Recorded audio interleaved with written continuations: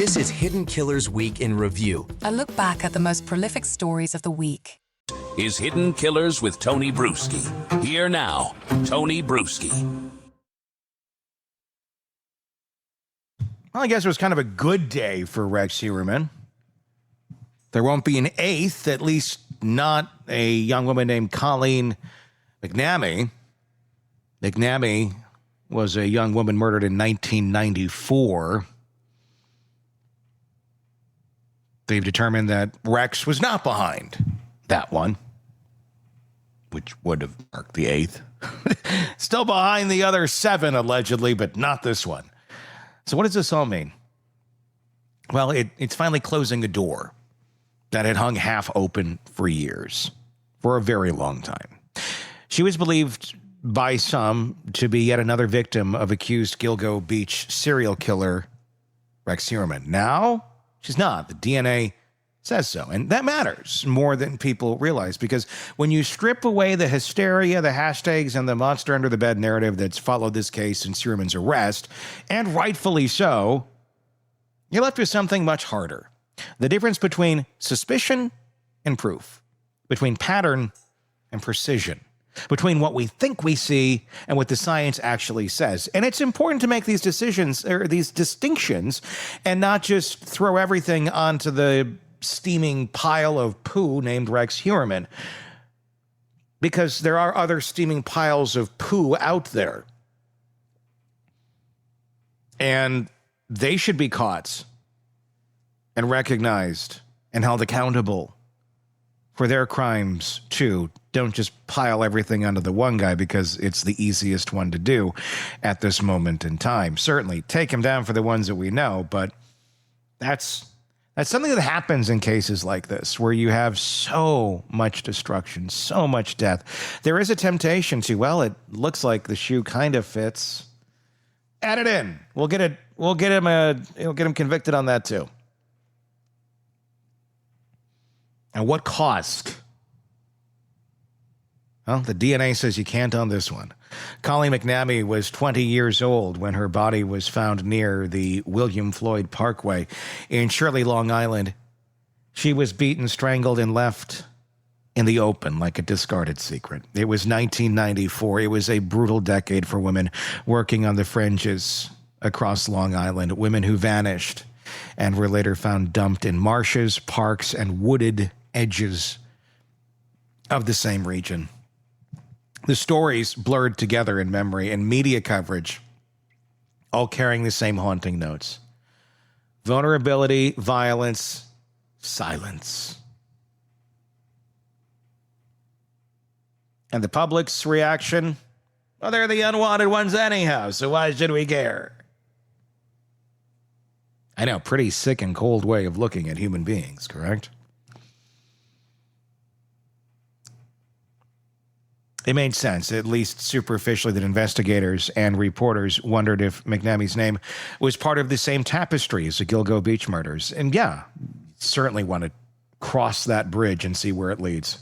The timing, the geography, the profile, it all looked familiar. Then, in 2023, the arrest of Rex Heuermann gave everyone a new gravitational center to orbit around.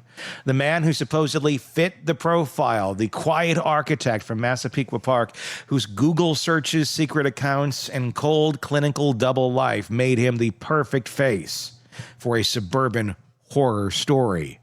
But DNA doesn't care about storytelling. It doesn't care about archetypes or villains or whether something fits. It just tells you yes or no, and this time it said no. Suffolk County Coroner's report dated October 21st made it official. Rex Heuermann is excluded as the contributor of DNA labeled unknown male A from the McNamee case. The science didn't hedge its bets, assuming the mixture was clean, assuming there was no dropout or contamination. Heuermann was not the source, period. And that changes the landscape in a subtle but important way, because if the last few years have taught us anything about the Gilgo investigation, it's that everyone from armchair sleuths to professional pundits loves to assume more. More victims, more buried secrets, more blood, and there may be, but not in this hole. But now we've got something rare in this universe of speculation, a confirmed less. The irony, the person who pushed for that DNA test wasn't Heuermann's defense team. It was another killer, John Bittrolff, a former carpenter from Marionville, serving 50 years to life for the murders of two women, Rita Tangretti and Colleen McNamee. He tried to shift the blame to say, maybe it was Heuermann all along. Well, the test blew that theory apart. So one killer trying to deflect onto another inadvertently gave us one of the few moments of clarity the case has offered. Now, let's rewind a little bit, because to understand why this single exclusion matters, you have to look at what's still on the table. Rex Heuermann is not a man cleared of suspicion. Far from it. He is still sitting in custody, facing charges for 7 murders that span nearly 2 decades of horror along Island's South Shore. 7 women: Amber Lynn Costello, Megan Waterman, Melissa Barthelemy, Maureen Brainerd Barnes, Sandra Costello, Jessica Taylor, and Valerie Mack. 7 lives cut short. 7 families haunted by the same kind of grief. One that's half agony, half unfinished sentence. Their bodies were found between 1993 and 2010, most of them in or near Gilgo Beach. Some dismembered, some wrapped, some scattered in the thickets of marshland that border the ocean like nature's own crime scene tape. The pattern was chilling, methodical, and for years, unsolved. When investigators finally circled back in 2022 under Commissioner Rodney Harrison, they started stitching together threads that had been ignored or lost. Burner phones, overlapping cell towers, grainy car descriptions, and degraded hair samples. Those hairs, rootless, brittle, decades old, became the lifeline. Modern tech found partial matches to DNA from Heuermann's wife and daughter. That alone didn't prove murder, but it proved proximity. It proved presence. And in a world of cold case forensic, proximity is kind of everything.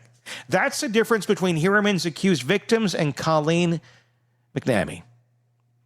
The evidence lines up in the 7 charged murders: DNA, geography, timing, the behavioral profile of a killer, and what prosecutors have described as a planning document found in Heuermann's home. A grotesque handwritten playbook complete with lessons learned. It's hard to hear those 2 words, lessons learned, and not think of someone cataloging his own efficiency at killing. And that's essentially what it was in his document. But McNamee, her story belongs to another monster entirely. Bittrolff was convicted of her murder back in 2017. Along with that, Rita Tangretti, another sex worker, murdered just a year earlier. Both women were beaten and strangled.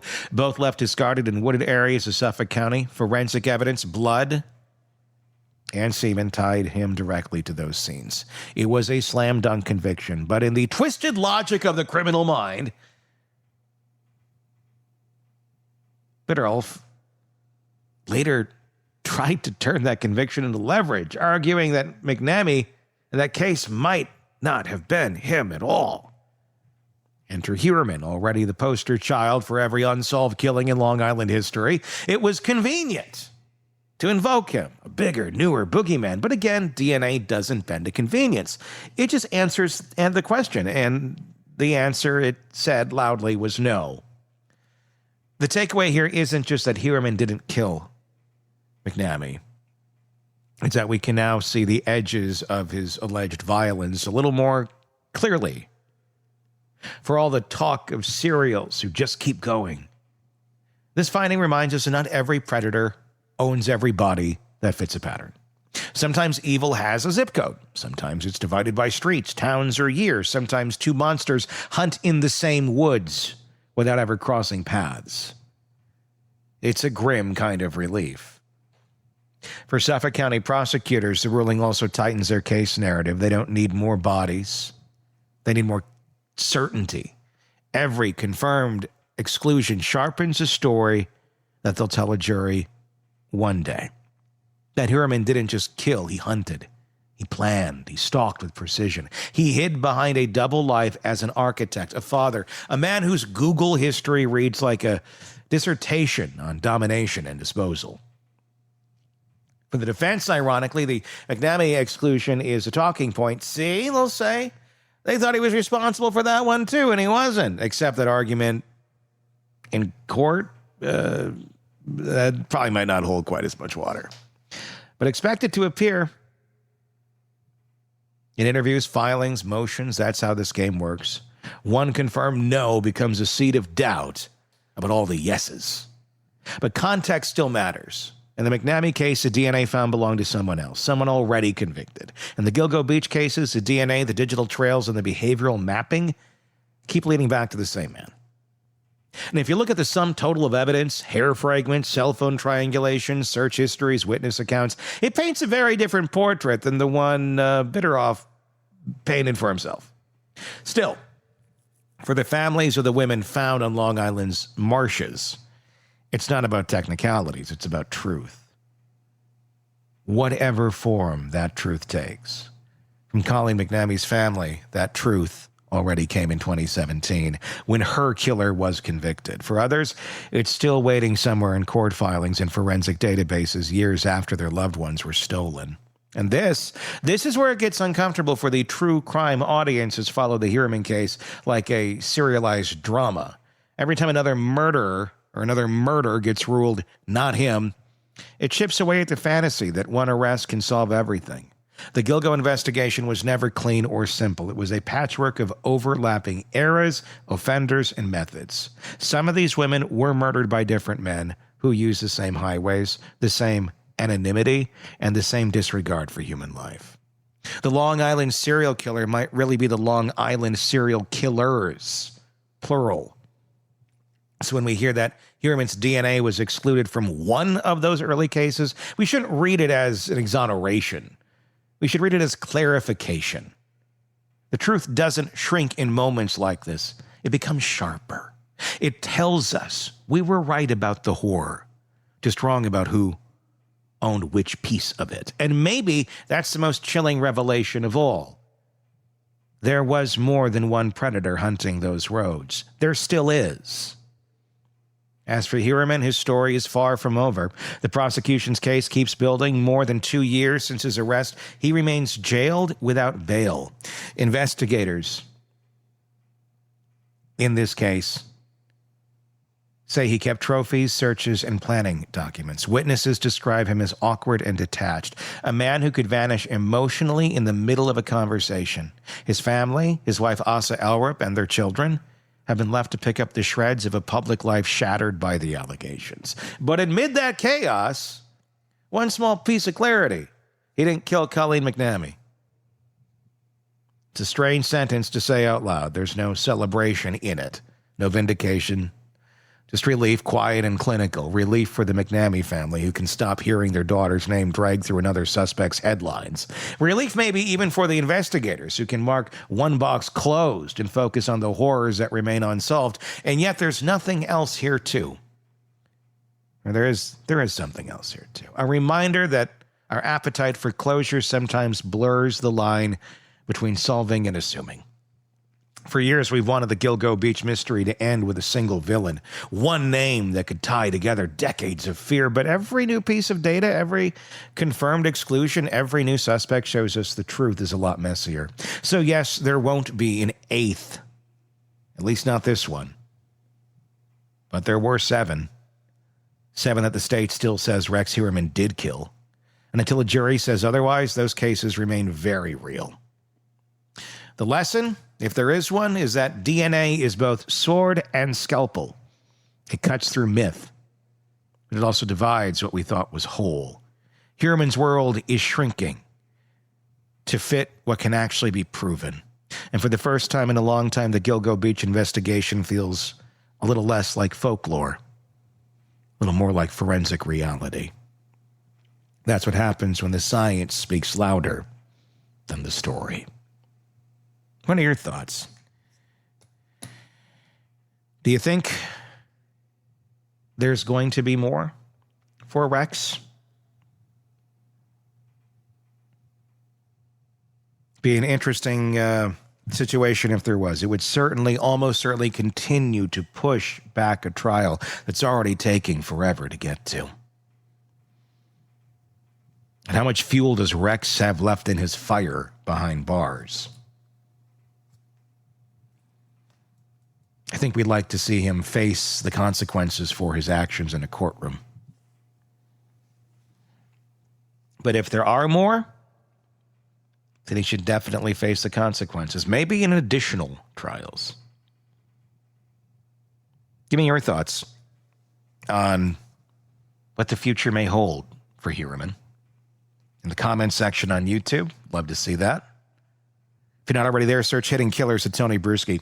That is where you will find us. And press subscribe, too, while you're there. No matter where you're listening to us in a podcast platform, press subscribe there, too.